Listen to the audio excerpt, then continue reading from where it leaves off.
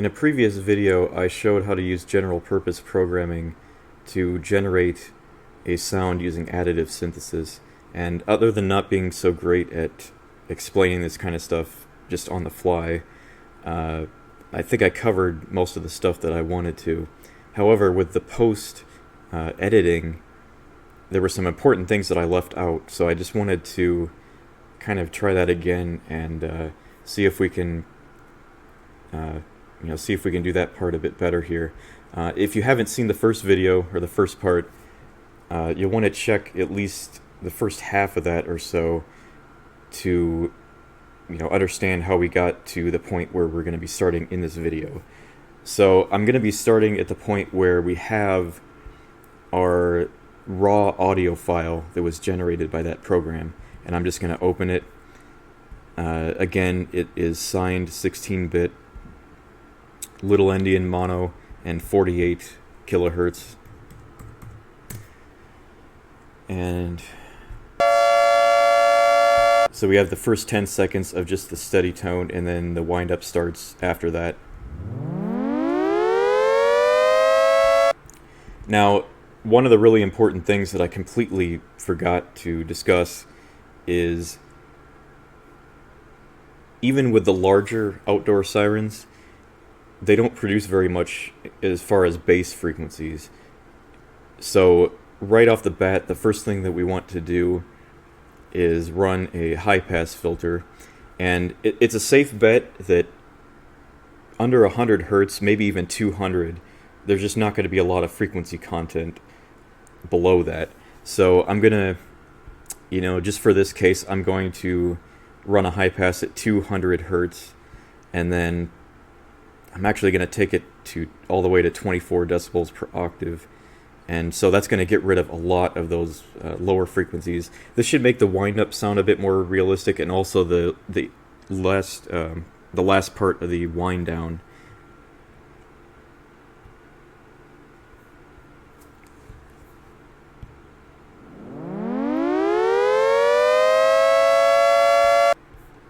Let's just go to the end here and see what it's done to that.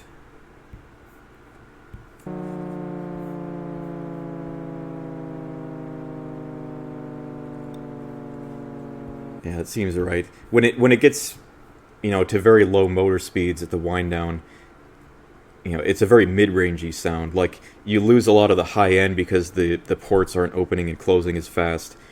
But also, you've got that low end loss because the projector cones just don't produce those low frequencies, so you end up with that very distinctive sound that, if you just leave it as a sawtooth sound, it's just not going to sound right. So I think we are good with that. I'm going to just adjust some key frequencies as well.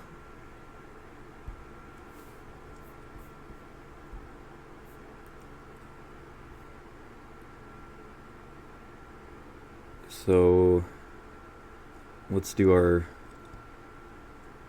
850, somewhere around there.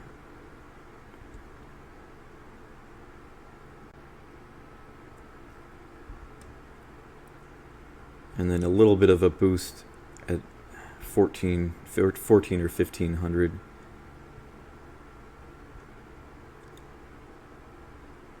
And then the one at a little before 3 kilohertz.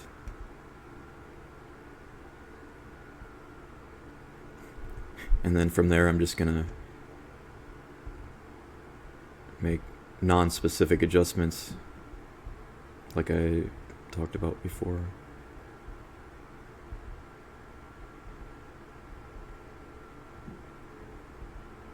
All right.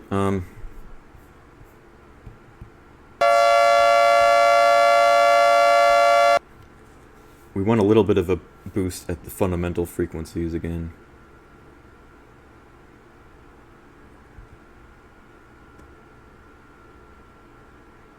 Maybe a little bit higher. And then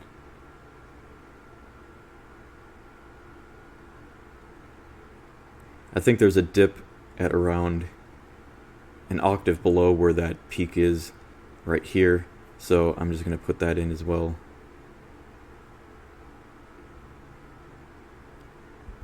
And then I'm adding another peak around 250 maybe, just to get that lower mid-range emphasis.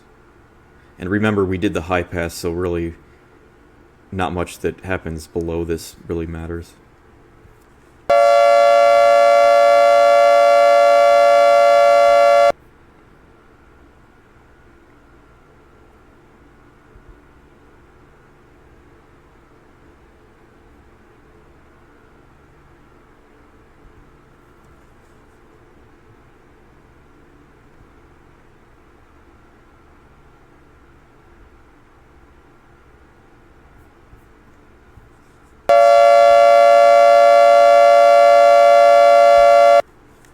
I think I'm going to add the reverb now, and then if I need to make any more frequency adjustments, I'll do that afterwards. Whoa, that might be cutting it a little close on the amplitude. Make sure it's not... Making sure it's not clipping.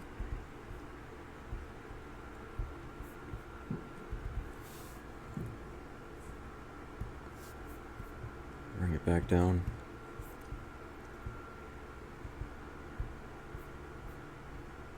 Okay, we don't need this anymore, the first 10 seconds. And I think I'm also going to, if you listen to this wind-up, some weird artifacts right in the beginning there, so I think I'm going to do another fade-in, just to make it come in a little bit more abruptly at, you know, a higher point in the wind-up.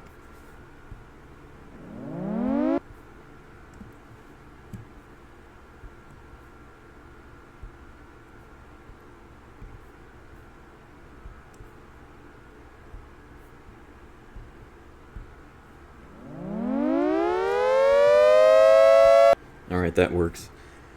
Another important thing that I didn't do in the other video is we need to convert this to a stereo track before we do the reverb. Otherwise, the reverb will not be in stereo. The way I did it is I just duplicated the track, made one hard left, the other one hard right, and I'm just going to combine them into a single track now.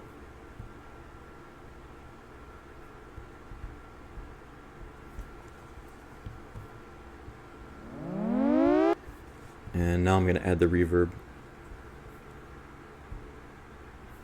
That was not reverb.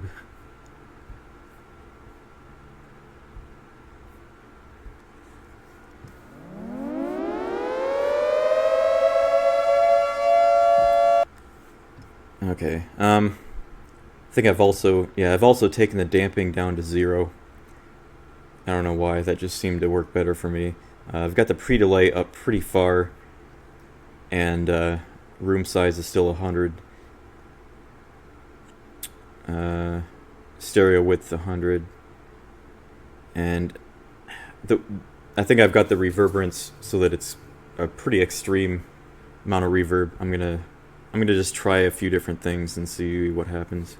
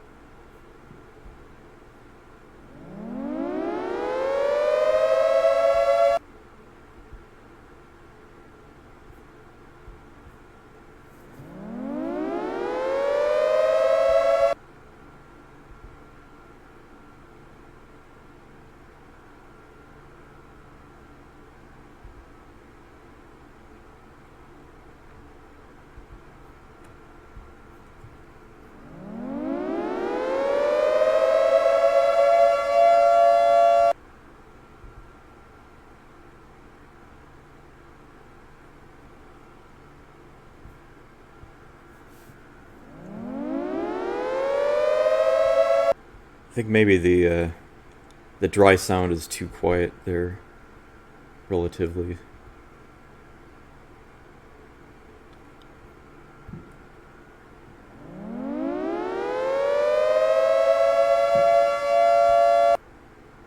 So now let's see what happens if we bring this up again.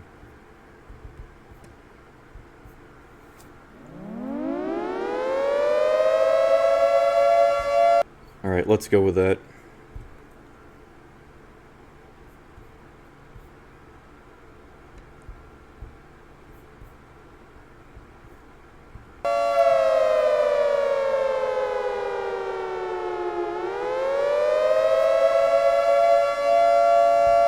So the equalization still is not quite right. So I'm just going to adjust some things on that as well.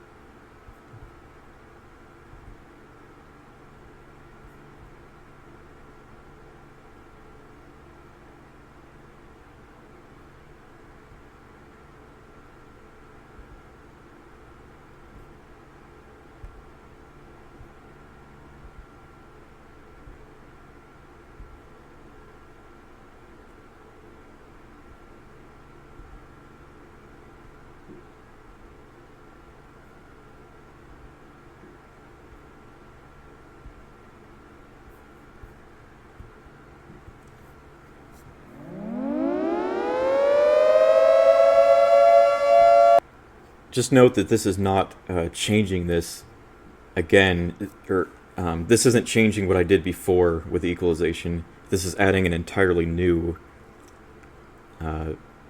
layer of equalization, I guess, on top of what I did before. So I'm leaving a lot of things the same just to kind of make it, just to kind of intensify the settings from before, although I don't want it to be too much, so I just kind of reduced the amount of it in some areas.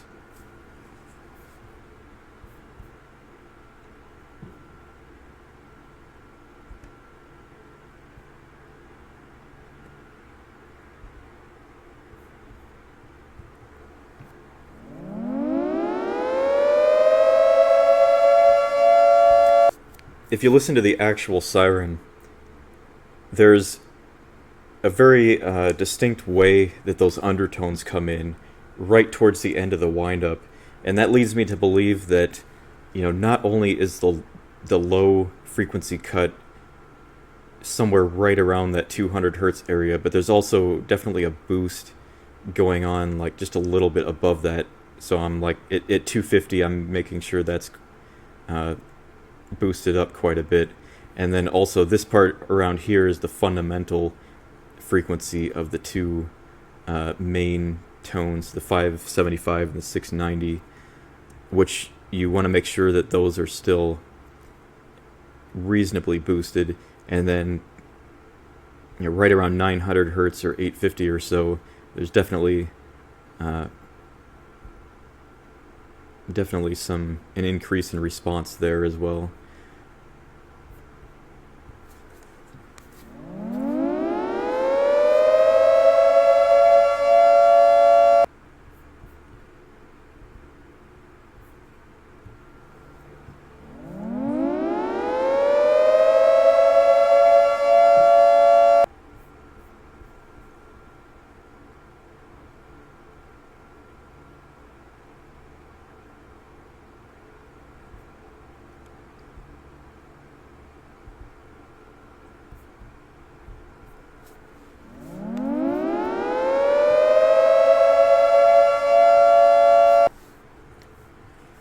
Alright, I think maybe that's good enough for now.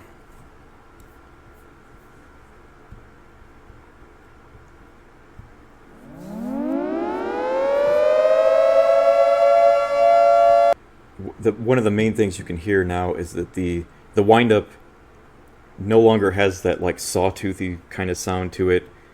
It sounds much more, like the actual Siren, smoother, I guess, in the initial parts of the wind-up. And then if we go down to the wind down, we should hear a similar effect going on there.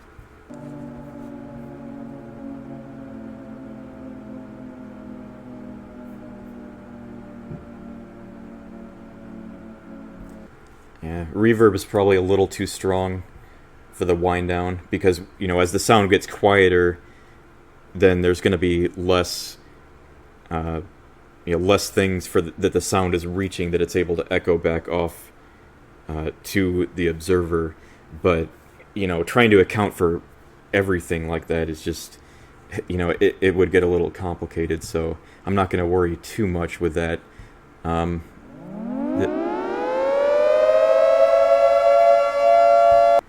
I guess the last thing is, if you want to simulate a distant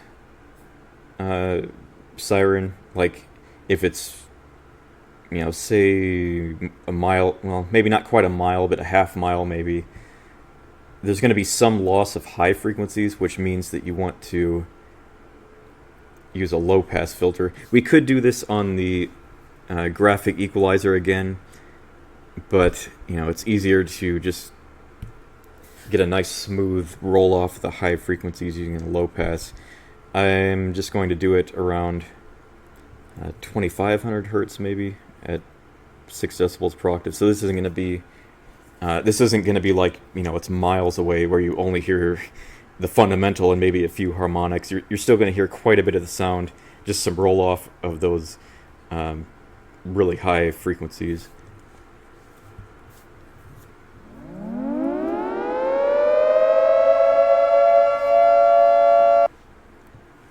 So yeah, I think that works. Maybe a little bit higher.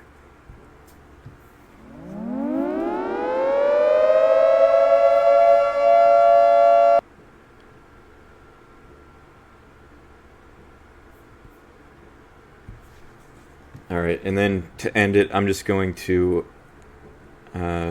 I'll let it run a few cycles and then I'll skip to the end so you can hear the whole wind down, just what we ended up with here. And if anything else sticks out as being wrong that I notice, I'll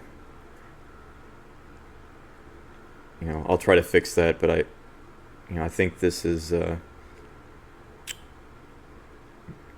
covers it at least a bit better than it did in the last video. So here is our final sound that we ended up with.